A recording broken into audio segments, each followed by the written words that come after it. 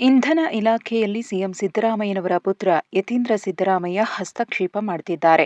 ಇದರಿಂದ ಬೇಸರಗೊಂಡಿರುವ ಇಂಧನ ಸಚಿವ ಕೆಜೆ ಜಾರ್ಜ್ ತಮ್ಮ ಸ್ಥಾನಕ್ಕೆ ರಾಜೀನಾಮೆ ನೀಡಲು ಮುಂದಾಗಿದ್ದಾರೆ ಎಂಬ ಮಾತುಗಳು ಕೇಳಿಬಂದಿದ್ವು.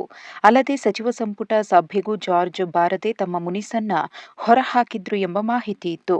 ಬಳಿಕ ಸಿಎಂ ಸಿದ್ದರಾಮಯ್ಯನವರ ಕಾನೂನು ಸಲಹೆಗಾರ ಎಎಸ್ ಪೊನ್ನಣ್ಣ ಅವರು ಸಂಧಾನ ನಡೆಸಿ ಸಚಿವರನ್ನ ಸಮಾಧಾನ ಮಾಡಿದ್ರು ಎಂಬುದು ತಿಳಿದುಬಂದಿತ್ತು.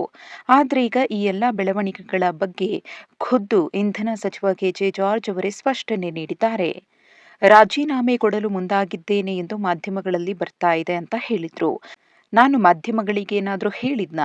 ನನಗೆ ಸಿಎಂ ಸಿದ್ದರಾಮಯ್ಯ ಮೇಲೆ ಸಂಪೂರ್ಣ ನಂಬಿಕೆ ಇದೆ. ಈ ಮಾಹಿತಿ ಸತ್ಯಕ್ಕೆ ದೂರವಾಗಿದೆ ಎಂದಿದ್ದಾರೆ. ಅಷ್ಟು ಮಾತ್ರವಲ್ಲ, ಹಿಂದೆಲ್ಲ ದಿನಕ್ಕೆ 3 ಬಾರಿ ನ್ಯೂಸ್ ಬರ್ತಿತ್ತು. ಈಗ ಗಂಟೆಗೊಂದು ಬ್ರೇಕಿಂಗ್ ನ್ಯೂಸ್ ಬರ್ತಿದೆ. ಅವರೇ ಸೃಷ್ಟಿ ಮಾಡ್ತಿದ್ದಾರೆ. ನಾನು ರಾಜೀನಾಮೆ ನೀಡುವ ಪ್ರಶ್ನೆಯೇ ಇಲ್ಲ. ನನಗೆ ಸಿಎಂ ಸರ್ಕಾರದ ಮೇಲೆ ಸಂಪೂರ್ಣ ನಂಬಿಕೆ ಇದೆ ಮತ್ತು ಬೆಂಬಲ ಇದೆ ಎಂದು ಜಾರ್ಜ್ ತಿಳಿಸಿದ್ದಾರೆ.